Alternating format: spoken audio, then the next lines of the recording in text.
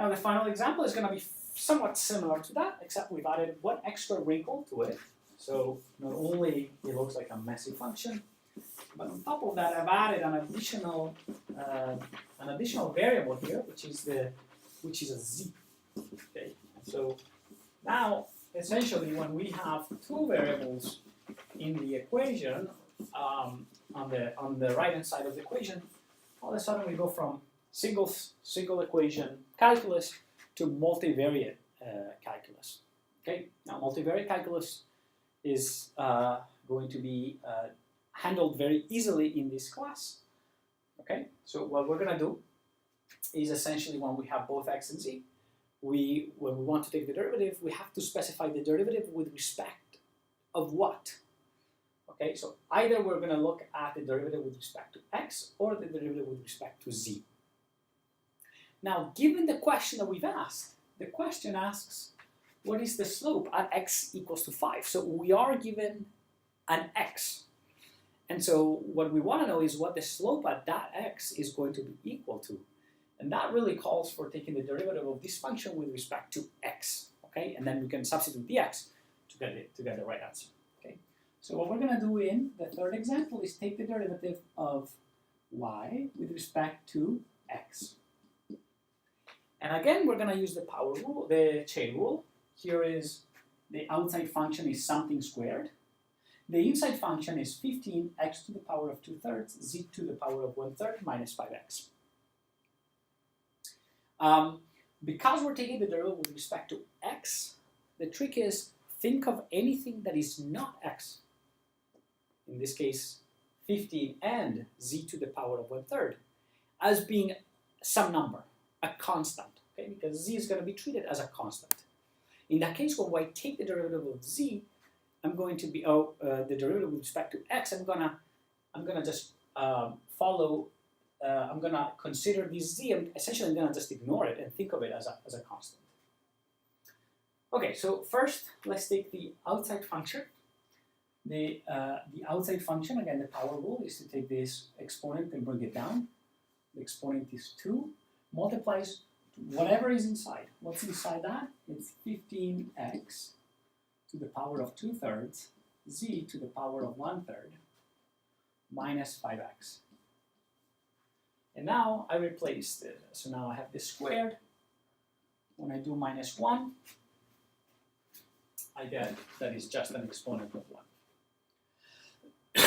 So that's the outside function. And now the inside function, I multiply that by the inside function. I'm going to take the derivative of this with respect to x.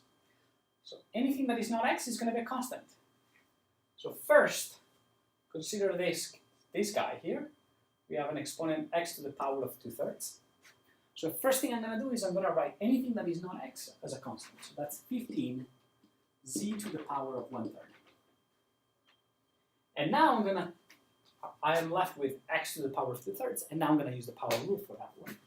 So 2/3, I'm going to write down the exponent. So 2, 3 here, x, and then I'm going to have 2/3 minus 1.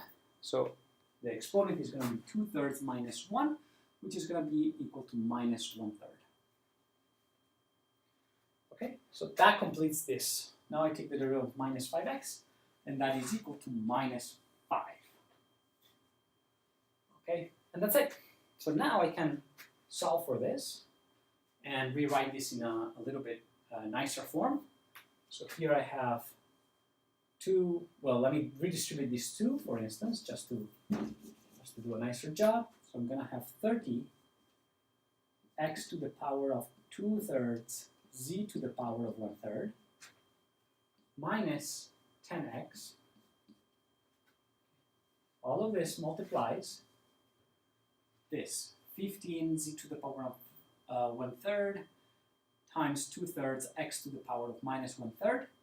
The 15 simplifies with a 3, so 15 times 2 is 30, divided by 3 is 10. So this is 10 z to the power of 1/3 times x to the power of minus 1/3. What I'm going to do is take that minus 1/3 and I'm going to bring it down.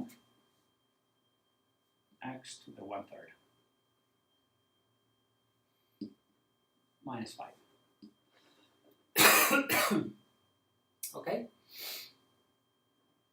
And now the question is, what is about at x equals to 5? So now all I need to do is replace all the x's with 5.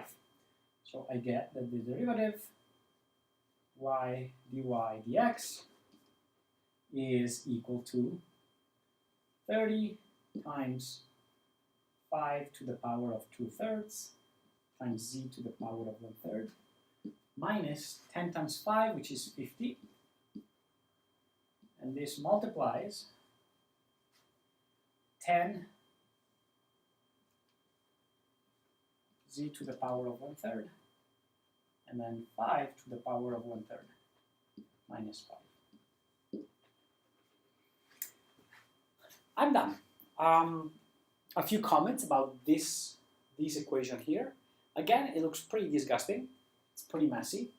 Not only is it pretty messy, but notice that not only there's a lot of values here with weird exponents, but notice that we don't really end up with a number. There is still a z here, okay? So there's still a z here and a z here, which means that this slope, when I ask you, when I say what is the slope at x equals to 5, the answer to that question is going to depend on what the value of z it is. Now, I haven't specified the value for z, which means that that this is the general formula that will work, that will tell you the slope for any possible z that you can think of.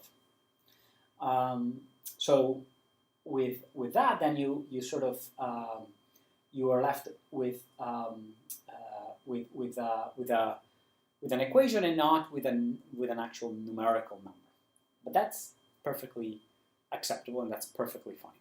Okay, so this was my review of the chain rule. I hope you like it, and if there's something here that is not clear, or if you're still uncertain about certain things, I really strongly recommend you to come see me or come to see your GTF for further discussion of this issue, and we'll be very happy to help you.